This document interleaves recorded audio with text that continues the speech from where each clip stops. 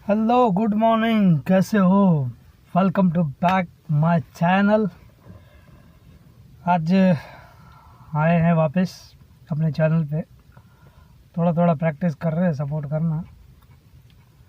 आज ये था कि कल मैं वडोदरा था, वहाँ से न्यूज़ मैं देख रहा था। कल टाइम नहीं मिला, इसके लिए नहीं बना पाया मैं वीडियो।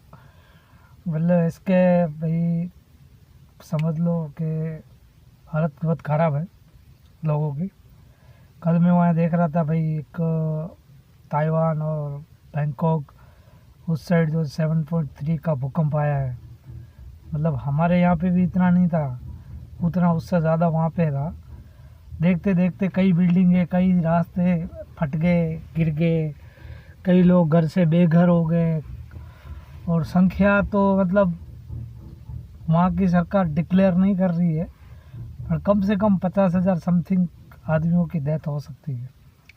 जिस हिसाब से वहाँ पे मंज़र दिखा रहे थे, जहाँ मंज़र हम देख रहे थे टीवी पे, तो 50,000 से ऊपर ये चीज़ हो सकती है। पर अभी ये है कि एक दूसरे के साथ खड़े रहने में, एक दूसरे को सपोर्ट करने में अच्छा लगता है।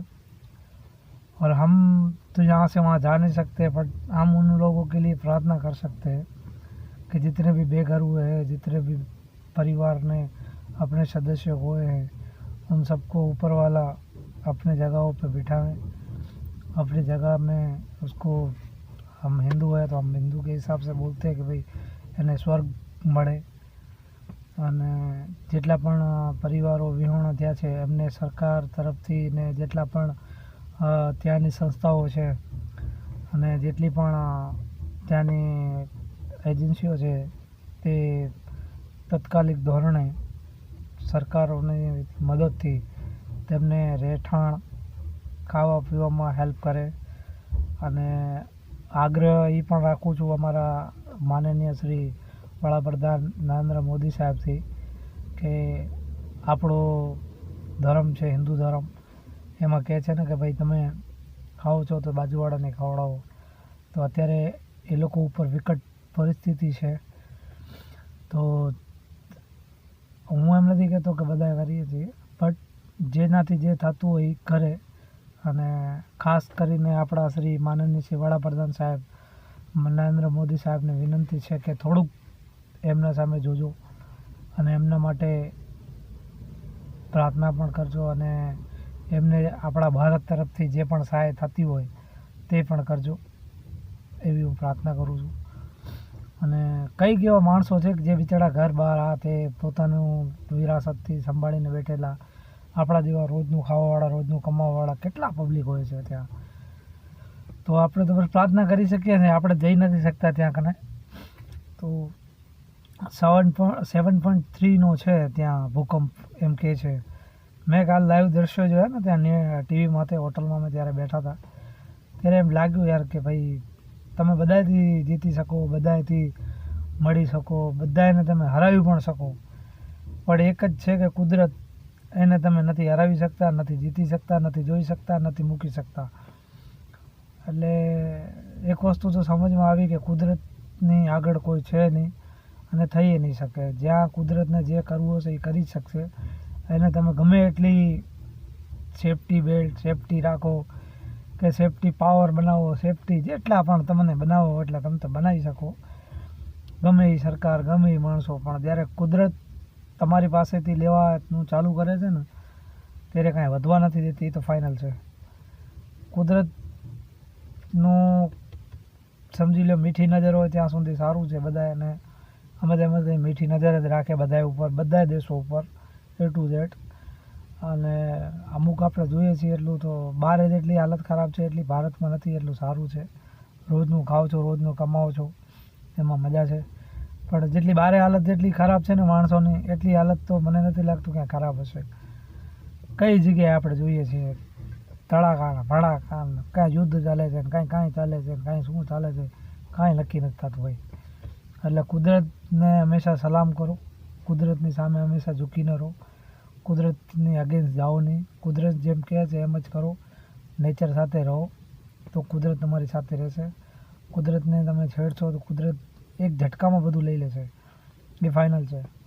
કાલે મેં જોયું, એના ઉપરથી મને અંદાજ આવી ગયો કે કુદરત છે, એનાથી માથે કોઈ નથી. બરાબર, મને એમ લાગ્યું એટલે તમારી સાથે શેર કરી. અને આ તાઇવાનને, હોંગકોંગને એના માટે પ્રાર્થના કરજો, જેટલા પણ મારા વિડીયો જોતા હોય છે. આપણા ફોલોવર ભલે ઓછા છે, પણ વાત સારી કરીએ છીએ એટલે ઓછા જશે. ખરાબ હોય, ટિકટોક ટાઈમપાસ કરતા હોય તો ઘણા હોય, પણ ઠીક છે, એ ધીરે ધીરે વધી જશે, કાંઈ વાંધો નથી. એટલે આપણે ચેનલને @સંજુ વ્લોગ 3233ને ફોલો કરો, શેર કરો, લાઈક કરો, સબસ્ક્રાઈબ કરો અને સપોર્ટ કરો. તો આવીને આવી રીતે તમારો ભાઈ કાંઈક ને કાંઈક રોજ નવી લાવશે. હવેથી ટ્રાય કરું છું.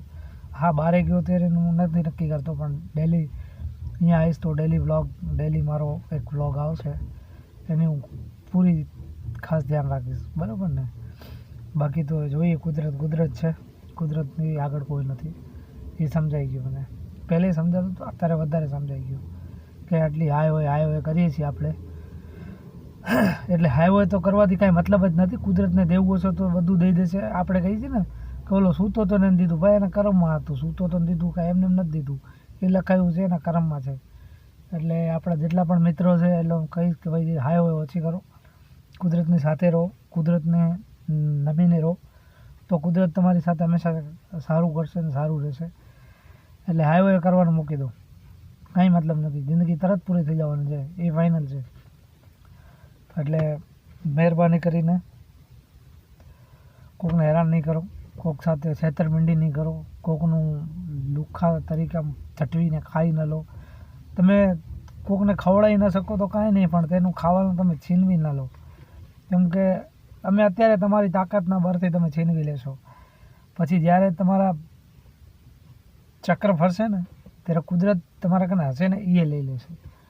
એટલે મહેરબાની કરો, જેટલા પણ ભાઈઓ છે મારા, એ લોકોને શાંતિથી ખાઓ, જે ભગવાને દીધું છે એમાં મજા રાખો. બાકી તમારી ઈચ્છા, મારા તો વાત કરવાનું છે, તમે વાત કરી છે, બાકી તમારા ઉપર આધાર છે. ચલો, કાલે આપણે નવા વ્લોગ સાથે મળી જાય. અત્યારે મને એડિટિંગ કાંઈ નથી આવડતું, હું તો નોર્મલ વિડીયો બનાવું છું, નોર્મલ નાખી દઉં છું. જેથી થોડું પ્રોગ્રેસ કરીશ, એમ થોડું જોઈશ, અને એમ હું મારા વિડીયોને એડિટિંગ કરીશ. બરાબર, બાકી તો ઉપરવાળાના હાથમાં છે, આપણા હાથમાં કાંઈ નથી. ચલો, જય શ્રી કૃષ્ણ.